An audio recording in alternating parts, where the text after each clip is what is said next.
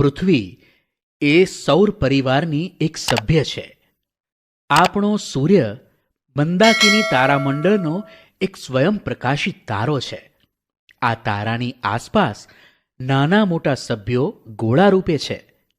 આપણી પૃથ્વી એમાંનો એક ગોળો છે. તેમને આપણે ગ્રહો તરીકે ઓળખીએ છીએ. સૂર્યના ગુરુત્વાકર્ષણ અને જે તે ગ્રહના ગુરુત્વાકર્ષણ બળના લીધે આ બધા ગ્રહો સૂર્યની આસપાસ વર્તુળાકાર કક્ષામાં ફરે છે. આ ગ્રહોને પોતાનો પ્રકાશ નથી, પણ સૂર્ય પાસેથી મળતા પ્રકાશથી તે પ્રકાશે છે. સૌર પરિવારના આ ગ્રહો વિવિધ કદ અને સ્વરૂપ ધરાવે છે. આ બધા ગ્રહો મળીને બને છે આપણું સૌર પરિવાર કે સૌરમંડળ. આમ ગ્રહો, ઉપગ્રહો, લઘુગ્રહો, ધૂમકેતુઓ અને ઉલ્કાઓનો આપણા સૌરમંડળમાં સમાવેશ થાય છે. સૌપ્રથમ સૌરમંડળના મુખ્ય સભ્ય તરીકે સૂર્યનો પરિચય મેળવીએ. સૂર્ય. સૂર્ય સમ્માનિત તારો છે. તે પૃથ્વી પરના જીવનનો દાતા ગણાય છે. સૂર્ય પૃથ્વી કરતાં લગભગ 13 લાખ ગણો મોટો છે. તેની ફરતે જો એક ચક્કર લગાવવો હોય તો 1000 કિલોમીટરના વેગથી ચાલતા વિમાનમાં બેસીને ફરીએ તો 107 વર્ષ નીકળી જાય, એટલે કે 125 વર્ષ જેટલો સમય લાગે. સૂર્યનું ગુરુત્વાકર્ષણ બળ પૃથ્વી કરતાં 28 ગણું વધારે છે. આથી જે પદાર્થનું વજન પૃથ્વી પર 1 કિલોગ્રામ થાય તેનું વજન સૂર્યની સપાટી પર 28 કિલોગ્રામ થાય. ગુરુત્વાકર્ષણ શક્તિને લીધે જ ગ્રહો પોતાના ચોક્કસ માર્ગમાં રહેલા છે અને તેની આસપાસ ફરે છે. પૃથ્વી સૂર્યથી 15 કરોડ કિલોમીટર દૂર છે. સૂર્યના પ્રકાશને ધરતી પર પહોંચતા 8.25 મિનિટનો સમય લાગે છે. સૂર્યની સપાટી હંમેશા અસ્થિર રહે છે. તેમાં અનેક કિલોમીટર લાંબી પ્રજ્વલિત થતી અગન જ્વાળાઓનો સમાવેશ થાય છે. સૂર્યનું મુખ્ય આવરણ હાઇડ્રોજન વાયુનું બનેલું છે. તેમાં હાઇડ્રોજન અને હિલિયમ વાયુની પ્રક્રિયાથી સતત પ્રકાશ અને ગરમી ઉત્પન્ન થાય છે, જેને આપણે ઉર્જા કહીએ છીએ. આમ સૂર્ય સપાટી ખૂબ જ ગરમ છે. સૂર્યની ઉર્જાથી પૃથ્વી પર જીવસૃષ્ટિ વિકાસ પામી છે. તેથી સૂર્યને સજીવોના પાલક તરીકે પણ ઓળખવામાં આવે છે. સૌર પરિવારમાં કુલ 8 ગ્રહો છે, જેમાં બુધ, શુક્ર, પૃથ્વી, મંગળ, આંતરિક ગ્રહો અને ગુરુ, શનિ, યુરેનસ, નેપચ્યુન બાહ્ય ગ્રહો તરીકે ઓળખાય છે. સૌર પરિવારના મંગળ, બુધ, ગુરુ, શુક્ર અને શનિ ગ્રહોને નરી આંખે જોઈ શકાય છે. બુધ. આ ગ્રહ સૂર્યથી ઘણો નજીક છે. તે પીળાશ પડતા રંગનો છે. બુધને વાતાવરણ અને ઉપગ્રહ નથી. પૃથ્વી પરથી આપણને બુધ ગ્રહ સૂર્યોદય પહેલા અને સૂર્યાસ્ત બાદ થોડો સમય આકાશમાં દેખાય છે. શુક્ર. સૌર પરિવારનો સૌથી ચમકતો ગ્રહ છે. તે કદ અને વજનમાં પૃથ્વી જેવો જ છે, જાણે પૃથ્વીનો જોડિયો ભાઈ. તે ચળકાટમાં ચંદ્રને મળતો આવે છે. તેને એક પણ ઉપગ્રહ નથી. તેની આસપાસ વાયુઓ અને વાદળોના ઘટ આવરણને કારણે તેનો અભ્યાસ બહુ થઈ શક્યો નથી. પૃથ્વી. શુક્ર અને મંગળની વચ્ચે પૃથ્વીનું સ્થાન છે. પૃથ્વી પોતાની ધરી પર 24 કલાકમાં એક આંટો પૂરો કરે છે, જ્યારે સૂર્યની આસપાસ લગભગ 365 દિવસમાં એક આંટો પૂરો કરે છે. દિવસ, રાત અને ઋતુઓ જેવી ઘટનાઓ ફક્ત પૃથ્વી પર જ જોવા મળે છે. પૃથ્વીને એક ઉપગ્રહ ચંદ્ર છે. ચંદ્ર. પૃથ્વીનો એકમાત્ર ઉપગ્રહ ચંદ્ર છે. તેને પૃથ્વીને ફરતે એક આંટો પૂરો કરતા તથા પોતાની ધરી ઉપર એક આંટો પૂરો કરતા આશરે 29.5 દિવસ લાગે છે. ચંદ્ર પર વાતાવરણ નથી. ચંદ્ર ઉપર પાણી અને વાતાવરણ ન હોવાથી તેના પર જીવન નથી. ચંદ્ર પરપ્રકાશિત છે. ચંદ્રને સૂર્ય પ્રકાશિત કરે છે. ચંદ્રની સપાટી ઉપર ઉલ્કાપાત થતા હોવાથી તેની ઉપર ખૂબ મોટા ખાડાઓ પડી ગયા છે. અહીં મૃત જ્વાળામુખી આવેલા છે. મંગળ. લાલ રંગનો સુંદર ચમકતો ગ્રહ છે. મંગળને આછું વાતાવરણ છે. મંગળ ઉપર ઋતુઓ પ્રમાણે પૃથ્વી કરતાં વધુ ઠંડી અને વધુ ગરમી પડે છે. તેને 2 ઉપગ્રહો છે. વૈજ્ઞાનિકો મંગળ પર જીવસૃષ્ટિ વિકસાવવાના પ્રયત્નો કરી રહ્યા છે. ગુરુ. ગુરુ આછો પીળાશ પડતો સફેદ ગ્રહ છે. ગુરુને આસપાસ વાયુઓનું વાતાવરણ છે. આ ગ્રહ ખૂબ ઠંડો હશે એવું મનાય છે. તે સૌરમંડળનો સૌથી મોટો ગ્રહ છે. ગુરુને 79 ઉપગ્રહો છે, પણ તે વિશે વૈજ્ઞાનિકોમાં મતાંતર જોવા મળે છે. આ મોટા ભીમકાય ગ્રહને દૂરબીનથી જોતા ટપકાવાળી સપાટી મનોહર લાગે છે. શનિ. સૌર પરિવારમાં શનિ ગુરુ અને યુરેનસની વચ્ચે આવેલો છે. ગુરુ પછી બીજા ક્રમનો મોટો ગ્રહ છે. તેના નીલા રંગના તેજસ્વી વલયોથી તે સુંદર લાગે છે. વલયોના કારણે તે જુદો તરી આવે છે. આ વલયો માથામાં પહેરેલી પાઘડી જેવા લાગતા હોય. શનિને પાઘડિયો ગ્રહ પણ કહેવાય છે. શનિને 62 કરતાં વધારે ઉપગ્રહો છે. સૂર્યથી દૂર હોવાના કારણે સપાટીનું તાપમાન ઓછું છે. યુરેનસ. પૃથ્વીથી એટલો દૂર છે કે તે સામાન્ય દૂરબીનથી દેખાતો નથી. સૂર્યનું તેજ પણ આછી ચાંદની જેવું છે. વિલિયમ હર્શલ નામના ખગોળશાસ્ત્રીએ 1781માં આ ગ્રહ શોધી કાઢ્યો હતો. આ ગ્રહ ખૂબ જ ઠંડો છે.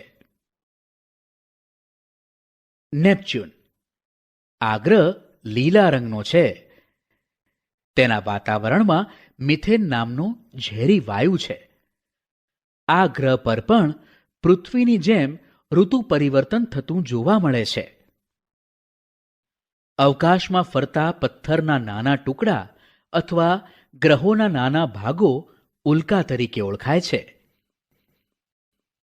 આવા ટુકડા પૃથ્વીની નજીક આવતા ગુરુત્વાકર્ષણ બળના લીધે પૃથ્વી તરફ ખૂબ જ ઝડપથી ખેંચાઈ આવે છે.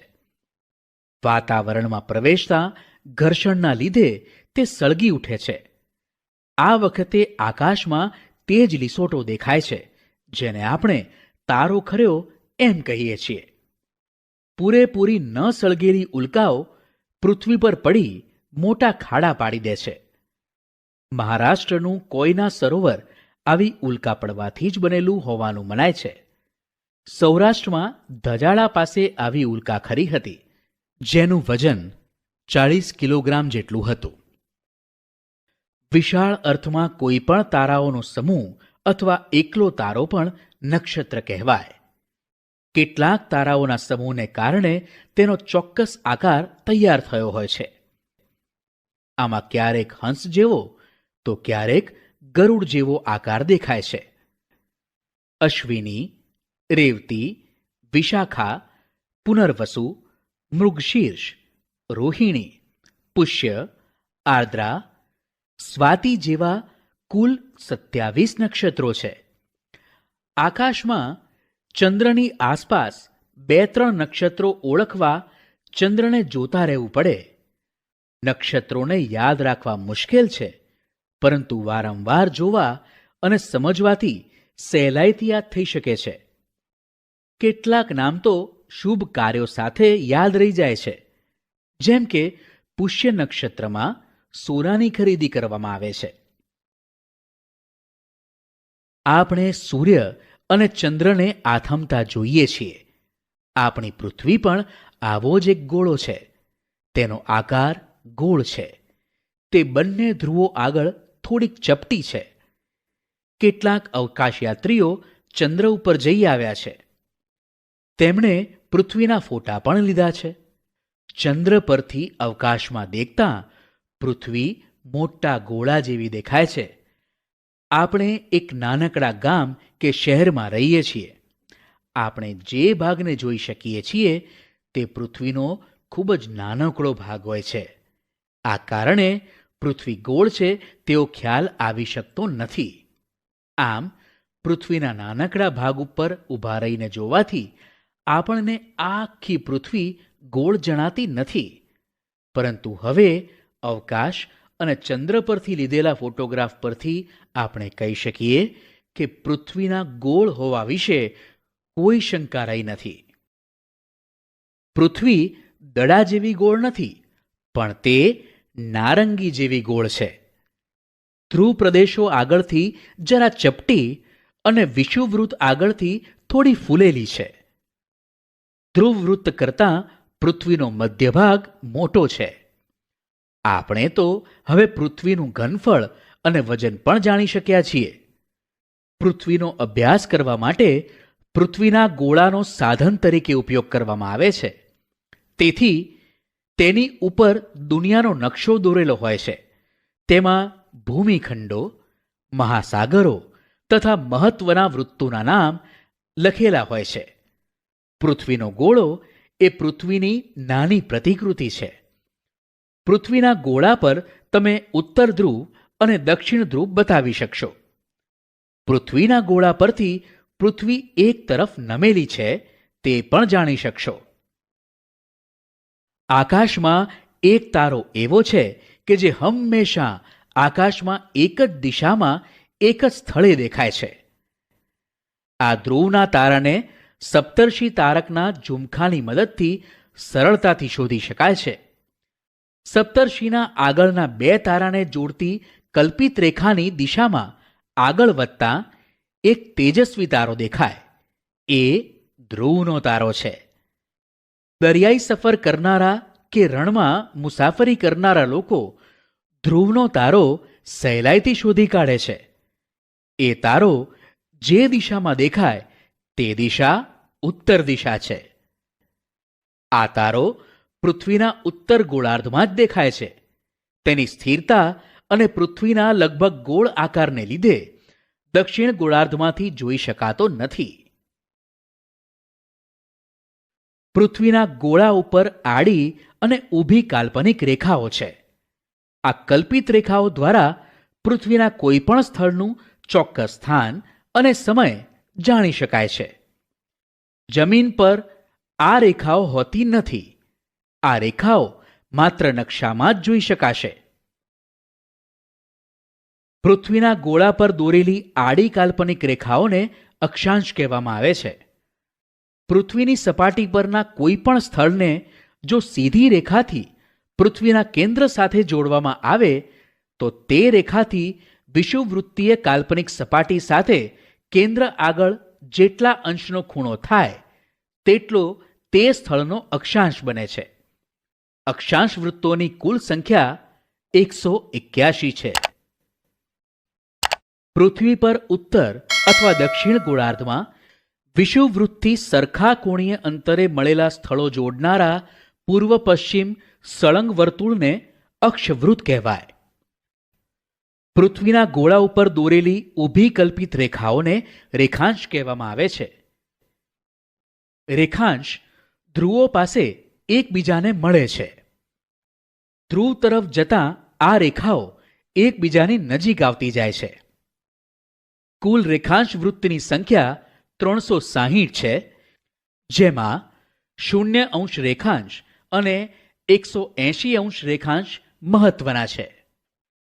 પૃથ્વીની ધરીથી મૂળ રેખાવૃત્તની કાલ્પનિક સપાટી સાથે પૃથ્વી સપાટીએ સરખા કોણાત્મક અંતરે આવેલા સ્થળોને જોડનારી ઉત્તર દક્ષિણ સળંગ રેખાને રેખાવૃત્ત કહે છે. પૃથ્વીની સપાટી પર મધ્યમાં એક આડી રેખા દોરેલી છે. એ રેખા વિષુવવૃત્ત છે. વિષુવવૃત્ત પૃથ્વીના બે સરખા ભાગ કરે છે. વિષુવવૃત્તથી ઉપરનો ભાગ એ ઉત્તર ગોળાર્ધ અને નીચેનો દક્ષિણ તરફનો ભાગ દક્ષિણ ગોળાર્ધ કહેવાય છે. આમ ઉત્તર તરફની રેખાઓ ઉત્તર અક્ષાંશ અને દક્ષિણ તરફની રેખાઓ દક્ષિણ અક્ષાંશ કહેવાય છે. વિષુવવૃત્તથી ઉત્તરે 23.5 અક્ષાંશને કર્કવૃત્ત અને વિષુવવૃત્તથી દક્ષિણે 23.5 દક્ષિણ અક્ષાંશને મકરવૃત્ત કહે છે. આ જ પ્રમાણે વિષુવવૃત્તથી ઉત્તરે 66.5 ઉત્તર અક્ષાંશ રેખાને ઉત્તર ધ્રુવવૃત્ત એટલે કે આર્કટિક સર્કલ અને વિષુવવૃત્તથી દક્ષિણે 66.5 દક્ષિણ અક્ષાંશ રેખાને દક્ષિણ ધ્રુવવૃત્ત કહેવાય છે એટલે કે એન્ટાર્કટિક સર્કલ. વિષુવવૃત્તની ઉત્તરમાં કર્કવૃત્ત સુધી તેમજ દક્ષિણમાં મકરવૃત્ત સુધી દેખાતી સૂર્યની ગતિને અયન કહેવાય છે. તેથી આની વચ્ચેના વૃત્તોને અયન વૃત્તો કહેવાય છે. સૂર્યની આ ગતિને 6 મહિના જેટલો સમય લાગે છે. પૃથ્વી 66.5 અંશના ખૂણે નમેલી છે. આથી સૂર્યના સીધા કિરણો કર્કવૃત્ત અને મકરવૃત્ત વચ્ચે પડે છે. Global positioning system GPS. Global positioning system દ્વારા મોબાઈલ ફોન અને ગૂગલ અર્થ મારફતે આપણને કોઈ પણ સ્થળનો અક્ષાંશ અને રેખાંશ જાણવા મળે છે. ઇન્ટરનેટની સુવિધાવાળા મોબાઈલ વડે જે તે સ્થળના અક્ષાંશ અને રેખાંશ મળી જાય છે. આજે તો આ સિસ્ટમ દ્વારા અક્ષાંશ રેખાંશ ખૂબ સહેલાઈથી જાણી શકાય છે. એક ગ્રીનિચ રેખા. ઇંગ્લેન્ડના ગ્રીનિચ શહેર પરથી પસાર થતા 0° રેખાંશ વૃત્તને ગ્રીનિચ રેખા કહે છે. ગ્રીનિચ રેખાથી પૃથ્વીના પૂર્વ અને પશ્ચિમ એમ બે ભાગ પડે છે, જે પૂર્વ ગોળાર્ધ અને પશ્ચિમ ગોળાર્ધ તરીકે ઓળખાય છે. 180° સુધી પૂર્વ રેખાંશ અને 181° પશ્ચિમ રેખાંશ ગણવામાં આવે છે. 2. આંતરરાષ્ટ્રીય દિનાંતર રેખા. 180° રેખાંશ વૃત્તને આંતરરાષ્ટ્રીય દિનાંતર રેખા કહે છે. આ રેખાંશ વૃત્ત માત્ર એક જ છે. આ રેખા ઓળંગતા તારીખ અને વાર બદલાય છે. તે પેસિફિક મહાસાગરમાંથી પસાર થાય છે. તે કેટલાક સ્થળોએ બરાબર 180° પર નથી, વાંકી ચૂકી છે. તેનું કારણ એ છે કે જો તેને સીધી દોરવામાં આવે તો એક જ દેશના કેટલાક ટાપુ ઉપર એક જ દિવસે 2 વાર અને 2 તારીખ ભેગી થઈ જાય. કેટલીક જગ્યાએ એક ટાપુ પર બીજી તરફ જતા તારીખ બદલાઈ જાય અને સમય તથા તારીખનો ગોટાળો થાય. આ નિવારવા આ રેખાના માર્ગમાં આવતી જમીનને ટાળી સમુદ્ર તરફ કરી છે, એટલે તે વાંકી ચૂકી છે. પૃથ્વીના તાપમાન, પ્રકાશ, ગરમી અને ઠંડીના આધારે સ્પષ્ટ રીતે જુદા જુદા વિભાગો પાડવામાં આવ્યા છે, જેને કટિબંધો કહે છે. વધારે તેમજ ઓછા પ્રકાશ અને ગરમી મેળવતા ભાગોને 3 વિભાગમાં વહેંચવામાં આવેલા છે. 1. ઉષ્ણકટિબંધ, જ્યાં અતિશય ગરમી પડે છે. 2. સમશીતોષ્ણ કટિબંધ, જ્યાં સપ્રમાણ ગરમી કે ઠંડી પડે છે. 3. શીત કટિબંધ, જ્યાં સખત ઠંડી પડે છે. પૃથ્વીની ગતિના પ્રકાર. બધા ગ્રહોની જેમ પૃથ્વીની પણ ફરવાની 2 પ્રકારની ગતિ છે. ભમરડો પોતાની ધરી પર ફરે છે, તેમ પૃથ્વી પોતાની ધરી પર પશ્ચિમથી પૂર્વ દિશામાં ફરે છે. પૃથ્વીની આ ગોળ ચક્કર લગાવવાની ગતિ દૈનિક ગતિ કહેવાય છે. તેને પરિભ્રમણ પણ કહે છે. પૃથ્વી વિષુવવૃત્ત પર કલાકના 1670 કિલોમીટરની ઝડપે એક ચક્ર પૂર્ણ કરે છે. આ ચક્ર પૂર્ણ કરતાં 24 કલાક થાય છે. પૃથ્વીનો નારંગી જેવો ગોળ આકાર બનાવવામાં આ ગતિએ મહત્વનો ભાગ ભજવ્યો છે. પૃથ્વી પોતાની ધરી પર ચક્કર લગાવવાની સાથે સૂર્યની આસપાસ પરિક્રમા કરે છે. આ પરિક્રમા પૂરી કરતાં પૃથ્વીને લગભગ 365 દિવસ લાગે છે. આ સમયગાળાને આપણે એક વર્ષ કહીએ છીએ. અવકાશમાં પૃથ્વીને સૂર્યની આસપાસ ચક્કર લગાવવાનો એક કાલ્પનિક માર્ગ નક્કી થયેલો છે, જે કક્ષા તરીકે ઓળખાય છે. આ સાથે પૃથ્વી વર્તુળાકાર નહીં પણ લંબગોળાકાર કક્ષામાં ફરે છે. વર્ષભર પૃથ્વી અને સૂર્યનું વચ્ચેનું અંતર સરખું હોતું નથી. પૃથ્વી પોતાની ધરી પર 23.5 અંશ અને કક્ષા સાથે 66.5 અંશનો ખૂણો બનાવીને ફરે છે. પૃથ્વીના આ ધરીનમનના કારણે ઋતુઓ થાય છે અને રાત દિવસ લાંબા કે ટૂંકા થાય છે. પૃથ્વીની દૈનિક ગતિના લીધે જ દિવસ અને રાત્રિ થાય છે. પૃથ્વી ગોળ હોવાથી તેના અડધા ભાગ પર જ સૂર્યનો પ્રકાશ પડે છે અને અડધા ભાગ પર અંધારું રહે છે. પૃથ્વી ફરતી ન હોત તો એક તરફ અજવાળું અને બીજી તરફ અંધારું જ રહેત, પણ એમ બનતું નથી. આમ પૃથ્વીનું દરેક સ્થળ 24 કલાકમાં અજવાળામાંથી અંધારામાં અને પાછું અજવાળામાં આવે છે. તેનાથી પૃથ્વીના દરેક સ્થળે સવાર, બપોર અને સાંજ થાય છે. પૃથ્વીના પરિભ્રમણને લીધે દિવસ રાતની લંબાઈમાં ફેરફાર પણ થાય છે. 21મી જૂને કર્કવૃત અને 22મી ડિસેમ્બરે મકરવૃત્ત પર સૂર્યના કિરણો બરાબર સીધા પડે છે.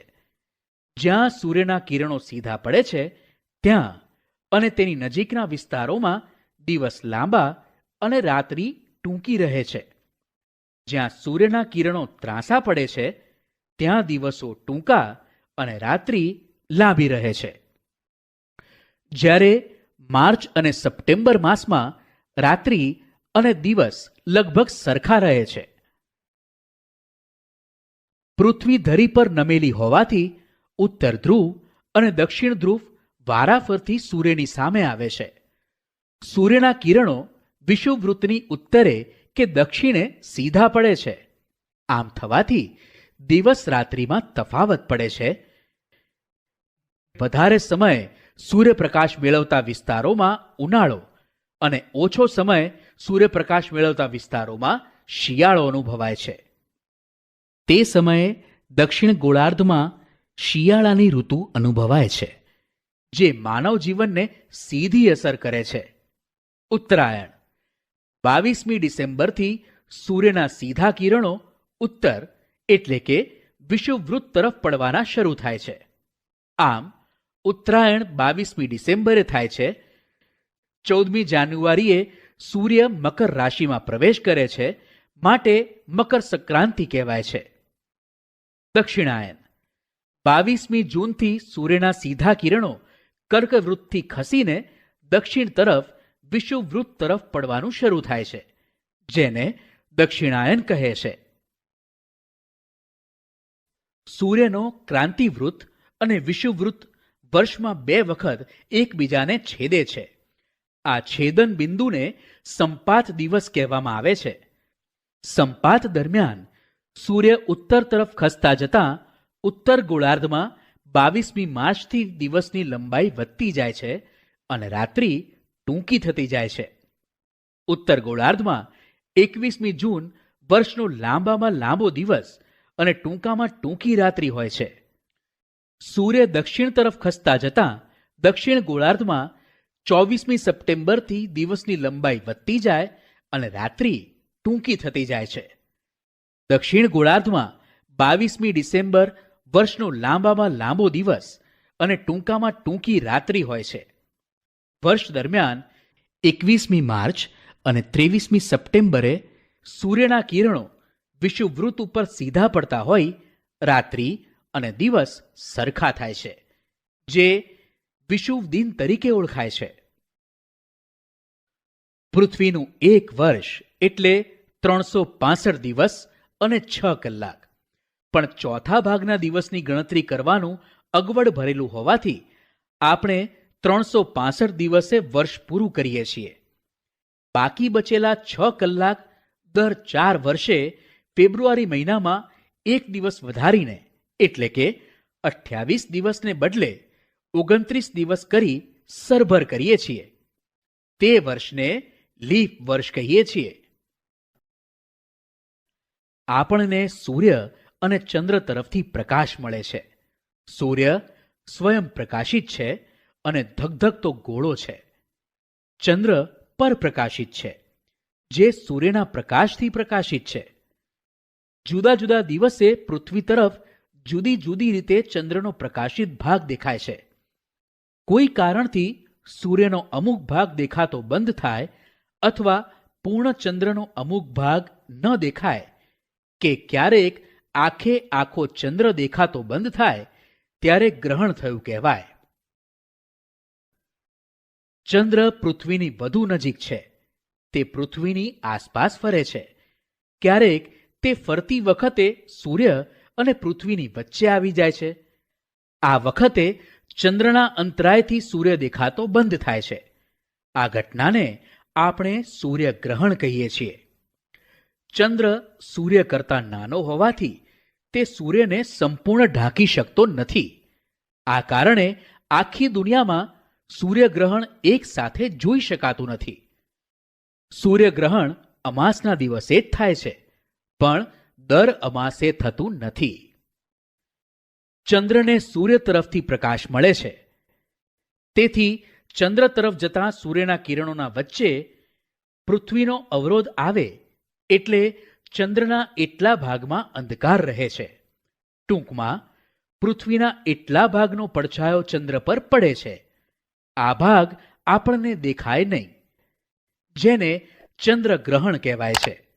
આવું માત્ર પૂનમની રાત્રિએ જ થાય, પણ દર પૂનમે થતું નથી.